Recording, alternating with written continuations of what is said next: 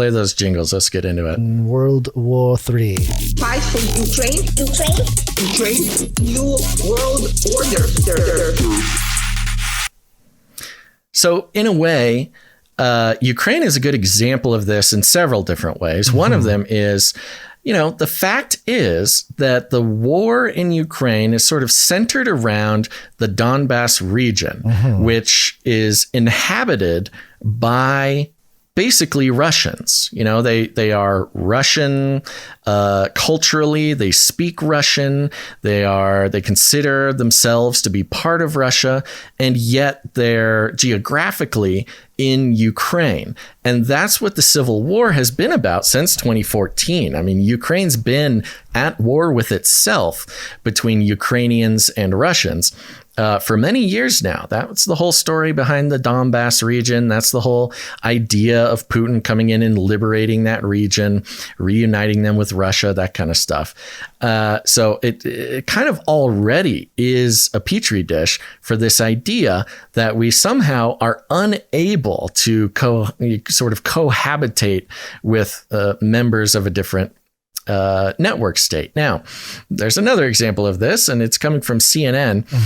And the headline is anime-inspired teenage gangs that originated in Moscow plaguing streets of Ukraine's cities, Kyiv says. Oh, boy. Yeah, anime-inspired teenage gangs. Ukrainian authorities are accusing Russia of trying to export an unlikely phenomenon.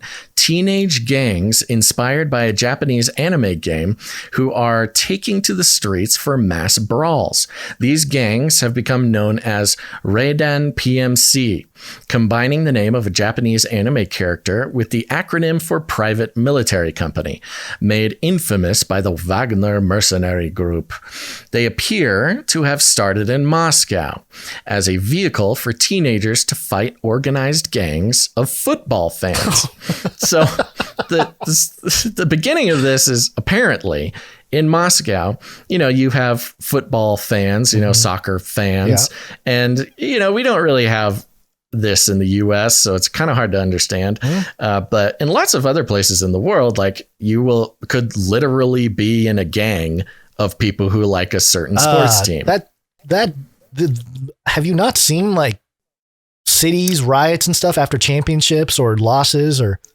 Yeah, it's a little different though. What was that movie? It's Hooligans or something. It's the story of the UK gang, and their gang is centered around a football team, and it's a whole thing. But it's kind of funny because in this case, it's kind of the jocks versus the nerds. Right. Like there's the football gangs, and in order to fight against the football gangs, you've got the anime geeks have gotten together and started their own gang. So it's anime versus sports. The teenagers organize through Telegram channels and turn up at designated venues as flash mobs. A recent video showed a running battle at a shopping mall with in the Russian capital. Russian news agencies also reported a brawl at a subway station in Moscow. In the last week, Raidan gangs have also begun appearing on the streets of several Ukrainian cities, giving more work to an already overstretched police force. Groups of teenagers have gathered in the capital, Kyiv, as well as Lviv and Kharkiv. A 16-year-old alleged ringleader was detained in Dnipro. 16 years old is the leader of this gang. Raidan fans wear a very particular motif, the outline of a spider with the number 4. It is derived from a Japanese anime series called Hunter x Hunter, in which there is a gangster group called Canary Raidan, hence Raidan. Social media videos and images show the Raidan members in Russia also favor black hoodies and checked pants.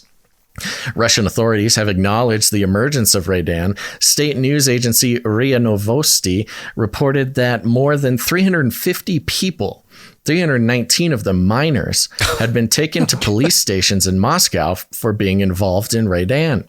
It quoted a security source as saying gas cartridges and knives had been confiscated.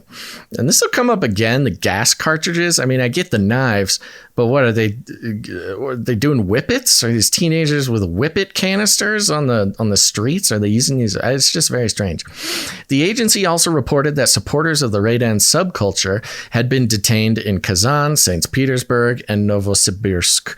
Raydan's emergence has even got the Kremlin talking. Spokesman Dmitry Peskov said Tuesday it was important to stop, quote, illegal actions, and of course, it is rather, let's say, a pseudo-subculture that goes with a minus sign and which does nothing good for our youth.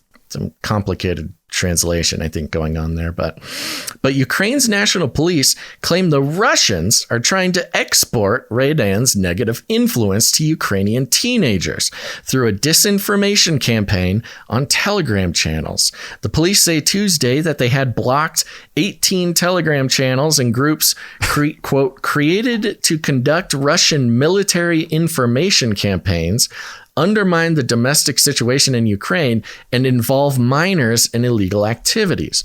They added that about 30 youth gatherings took place in different regions of the country over the course of 2 days. Law enforcement officers immediately responded and prevented conflicts among teenagers. So on the nation state sort of idea, both in Russia and now in Ukraine, you have this subculture of anime-inspired gangs. Now, we know that pop culture can obviously inspire, certain groups of people to come together under a united sort of idea. This one's still a little bit shaky, but the fact that they exist in Moscow, and Moscow and the Kremlin have denounced this gang. They're causing trouble. They're getting youth involved in shenanigans. But now, as they show up in Kharkiv, you've got Ukraine blaming Russia for sort of exporting this, this sort of gang. Strange, corruption of minors through love of this anime show. Or game or something. The show. Yeah. Hunter x Hunter is a pretty popular. Yeah. So there's anime. Hunter x Hunter. And then I guess the Raydan character is a character in the show, maybe. I don't know. They added, we read that one. In Kharkiv alone, law enforcement officers identified 245 participants in what is called a flash mob launched by the Russian Federation. So, they're saying that this Raydan gang of Ukrainian teens is like mobilized by Russian, disinformation agents or something. 215 of them were minors. Volodymyr Timoshko, the city police chief, said the Russian security services, the FSB, had, quote, gathered all these people through manipulation and deception, and they should have started a fight so the Russian TV could use it. Gas canisters, knives, brass knuckles were found in the possession of many participants. On Tuesday, the police cyber unit said it had detained the 16-year-old co-founder of Raydan Telegram channel in the city of Dnipro. In a video recorded and later released by the police, the teenager says, quote, so the police caught this 16-year-old kid and forced him to make a video and released it. The teenager says, quote, I am the founder of a group with about 2,500 members. I created it to make money from advertising posts as the top of Raydan is popular on social media. This is advertising. This is the 2023 radicalization campaign. Making money from advertisers. Corrupted this young mind. Look at him now. He's a terrorist. See, that's the fun part. Even with like international war and teenage gangs and exporting nation state members across borders, it's all about the advertising dollars, baby. Yeah. It's interesting to tie this in with something that was revisited on the Canary Cry radio episode we just had, the tribute to Dr. Michael Heiser. He mentioned how Childhood's End was one of his favorite movies. Yeah. Or remakes or whatever. And I know you're not too familiar with it, but in the movie, basically these aliens called the Overlords, they come to Earth. They're here for like 100 years, but they don't just like take over. It's kind of a peaceful takeover of the Earth. And to do so, they sort of start changing children and their minds and how they operate. And so they have a whole program where they're basically programming a generation. It's called The Last Generation of children to sort of usher in the the coming of the overlords, or the slow, peaceful takeover, so to speak. Mm-hmm. And I don't know, there's something familiar in that story with this story of children mobilizing, for a certain cause that seems it's sort of out of their full understanding, but they're, it's just very, very interesting. I don't know. I saw a little connection there because children are a very big theme in childhoods, and to see these teenagers being inspired by anime to actually mobilize to some extent, whether the motives are exactly what is being reported on CNN or not, I don't know. But it's just and we would never know. Yeah. I mean, we're never going to know exactly what it is. Just a couple more details. In the Ukrainian capital, police said the instigators of, quote, the subculture that came from Russia were two teenagers, a girl aged 15 who had created a Telegram channel, and a 14-year-old boy who had organized a, quote, conflict meeting. Yep. In an interview posted by police, the girl said the group was, quote, just for hype. I also want to say there is no Raydan in Kyiv. Like the teenager in Dnipro, she added that the Raydan fad was, quote, straight up Russian propaganda. Uh-huh. I asked that you not believe such information and focus on caring about our guys who are now fighting. Vasyl Bodan, head of the Juvenile Prevention Department of National Police, said a total of more than 700 people had been summoned to police stations, most of them minors. Bodan said the force was appealing to parents to, quote, show interest in who their children communicate with.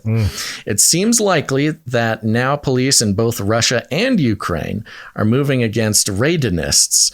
The fad will fade, but it's the sudden emergence on both sides of the border may speak as much to teenage boredom and the power of social media channels as to any cunning destabilization plan. Wait, hold on. Something came to me just now. Okay. Remember how I said that, they're going to ban TikTok and it's going to create like this uprising of teenagers or just young people in general? Imagine if they do like a 18 and over restriction or something on TikTok, like something to kind of restrict it. And these teenagers, because they create their own network state movement or something. Yeah. And it's all going to be inspired by pop culture. So it's going to be like probably anime. But I mean, this article continues to talk about these teenagers, this teenage gang inspired by anime, as destabilizing. Yeah. And that's something they know. I mean, they want to do that they have been doing it in the United States, but in terms of actually mobilizing youth in this country, what could do it?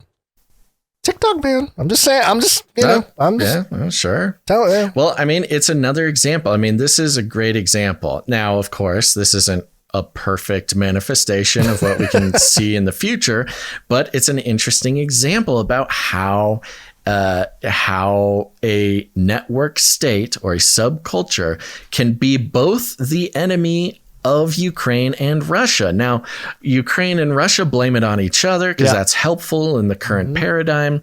But really what you had here, and it was sort of admitted to in the article, was that basically these teenagers came together, created their own network state, and sure, maybe was there some or could there have been some encouragement from the Kremlin to try to cause trouble in Ukraine? It's totally possible. I mean, is it destabilizing? Yes, but it's destabilizing to both Russia and Ukraine. It's a third thing. It's almost a third fighting force. In this case, happened to be teenagers who like anime.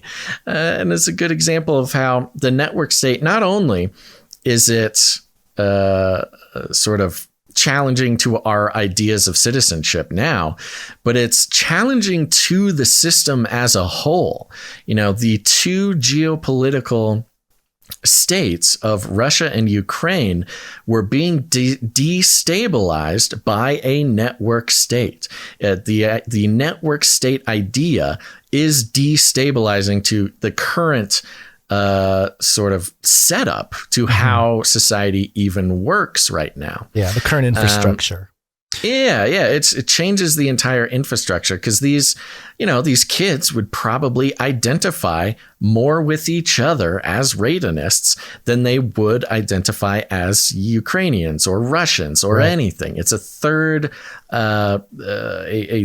entity involved. This is how the cybernetic age and all the dystopian movies that have these sort of mainstream faction, but then also has the large underground. It kind of feels like that's what's happening here. Anything else on that? No. Let me just play this clip from something called Cult DAO to wrap up this segment. I know we didn't have it in the show notes, but it was a potential thing because speaking about the network state, this is another example of what kinds of, I don't know, projects or something destabilizing technologies can bring. This is at ETH Denver, which is a cryptocurrency conference for the cryptocurrency Ethereum. A lot of cringe videos, a lot of people dancing and singing weird songs. And it's weird, man. It's a weird place. And this is more proof of how weird it is. This is a little feature on Cult DAO. So we are Cult DAO, and what we are essentially is we are a venture capital DAO that invests in revolutionary projects that want to break the machine. And by the way, there's a couple people interviewed here. There's 3 people sitting, 2 dudes on either side with 1 lady in the middle. The lady doesn't have a mask on, but the 2 dudes have like a creepy mask. It's not the anonymous mask or the Guy Fawkes mask. It's more of a emotionless white mask with a beard guy. So it's like the Cult DAO logo. But so just for those of you just listening, so you can kind of picture, you can kind of hear the mask on them when they talk. DAO that invests in revolutionary projects that want to break the machine. So the interesting thing with Cult DAO is because it has such a big, passionate community, we have this really large network effect. And so whenever we invest in other projects or communicate with other DAOs, it helps with their social engagement and awareness. If you read the Cult DAO manifesto, really there's this meta-emphasis on bridging political differences, bridging past ideologies which tend to fracture, not just crypto, but Web3 and the world in general. DAOs are definitely going to be the future of business. We're moving away from the corporate infrastructure. There's no one top person in charge. It's up to everybody to make a difference. It's up to everybody to take action. And that's what DAOs are about. There's no person at the top, which is, if you go watch Age of Deceit 3, we present that idea of how the system is the authority, not so much an individual that we're looking for. Of course, there will be 10 kings, in my opinion, but interesting project, wouldn't you say, Basil? To say the least. Indeed. And yeah, I mean, it's just another example of the sort of destabilization of the status quo, in this case, in sort of a corporate way. But in the same way, that is kind of how the network state does and will work. Yeah, there's going to be a lot of, like, the thing is, anybody can spin up a network state. Not all of them are going to take. Majority are going to die, but there will be some who are humongous, and that's why we're entering sort of a cyber hive era.